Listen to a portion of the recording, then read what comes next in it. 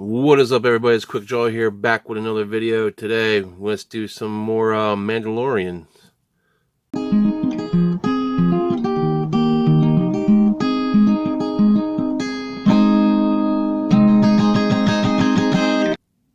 I was lucky enough to go to a GameStop and found these two Mandalorian Pops were the only ones left on the shelf. I went there looking for the Death Watch exclusive, which I don't know if they're ever going to get them in. It's starting to look like that I'm not going to be able to get it at retail price, so I'm probably have to pay some douchebag that bought freaking 8 of them and told everybody I'm vaulting them or whatever the hell he is. He's probably going to wait until the second season comes out and jack the price up on it. You know how assholes like that are. But I was looking up to get these two. I also missed out. I couldn't find the armor. I want her too, but I got these. Now, starting off with this one, since there's not much about this character, this is the box, and it says this is advertised as Covert Mandalorian. This is one of the Mandalorians that's in hiding down in the sewers.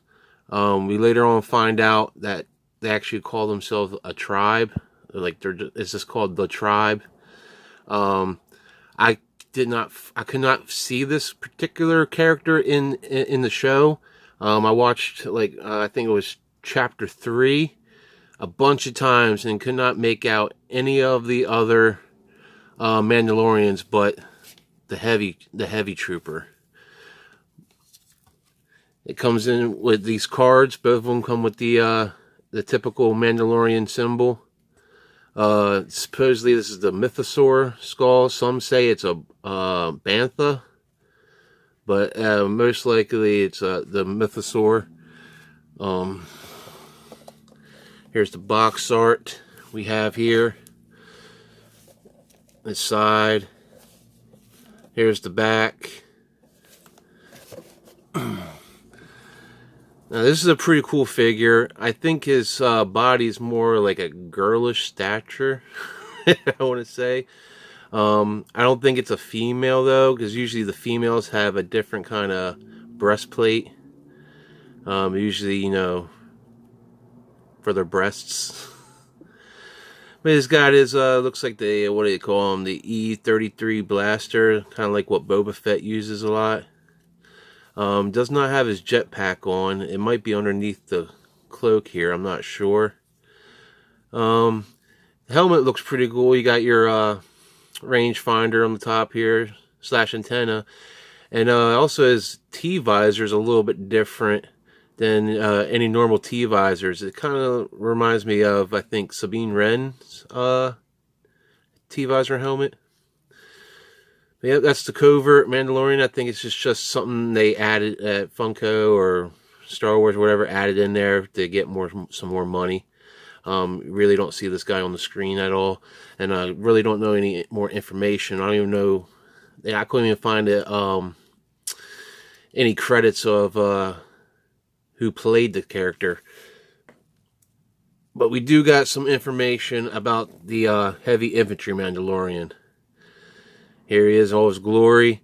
He's got his big old, almost like a Gatling gun blaster. He got 3 barrels on that thing, and he's got it tied to the back of his pack here, which is also his jetpack. Now, this guy right here is actually, there's some information about him that he was actually played by a actor / stunt performer named Tate Fletcher. But he's been voiced by John Favreau, however you pronounce that guy's last name. You know, the dude that plays Happy Hogan and everything in the Iron Mans. And also, he also directs and writes the shows. But this actually character's name is not just Heavy Infantry Mandalorian. He actually has a name, and it's Paz Vizsla. Now, along with his suit being blue, he kind of reminds me, his name and the suit, of a Death Watch Mandalorian. Usually the leader of the Death Watch last name is Vizsla, but spelled a little different. There's actually an S in front of the Z. His is just Vizla. So it's awfully close to Death Watches. I'm not sure if he is actually in the Death Watch or they just came up with that name to, you know, I don't know if they came up with the name to in tribute of the clan Vizsla, but yeah, it's pretty cool. He even got a little dent on his helmet. So is that a dent? I think it's either yeah. We got definitely some battle scars on here. Now this is supposed to be Beskar armor. Usually Beskar armor don't dent like that. It's usually the Durasteel that dents. So he might not have true Mandalorian armor. I'm not sure yet. He might have the same kind of armor as Jango and Boba had, as the Durasteel. It's not as good as the Beskar, but yeah, you see he got a couple wounds and stuff up on here. Dents.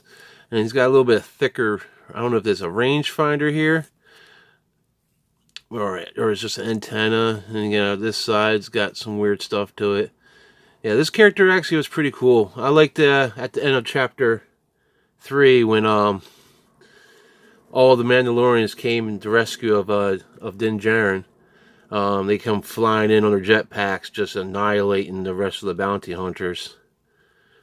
Yeah, that's it. Tell me in the comments what you think about these Mandalorian pops, and if you're out searching for them too. I'm still on the hunt for the last two that I really want. I might end up getting some more, but the actual Mandalorian armor-clad people is the one I really went for. These are pretty cool pops. I'm happy with the ones I got.